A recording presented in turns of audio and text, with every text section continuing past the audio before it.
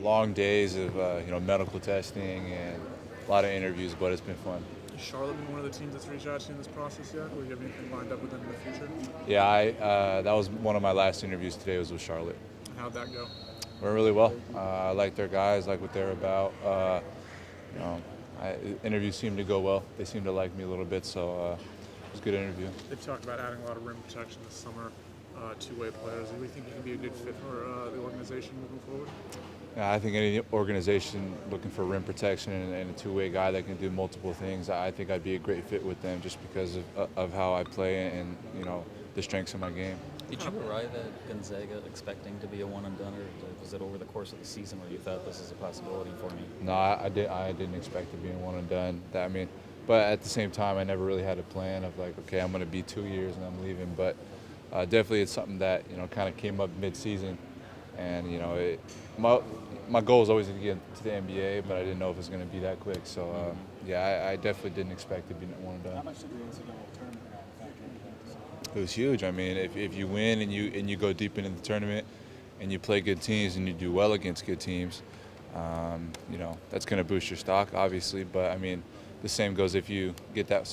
And if you get there and you play bad, I mean, it'll look bad on your part. So I think playing well and winning definitely helped me. How is it important for you to come here and be a part of this?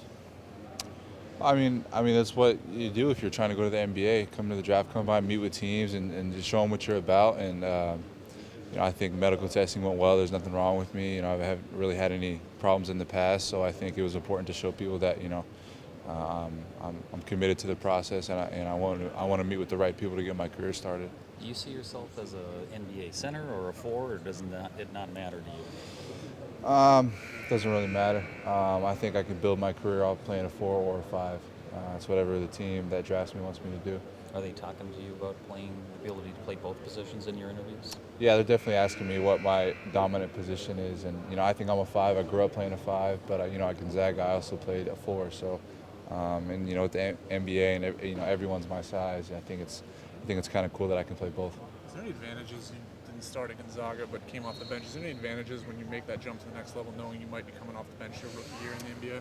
I think so. I mean, as a rookie, nothing's guaranteed for you, so you got to come in and produce with the time you have, whether that's 20 minutes, 30 minutes, or 8 minutes. So I think just coming in and learn how to produce at a high level, in short spurts of the game really helped me. Is there a player you model your game after in particular?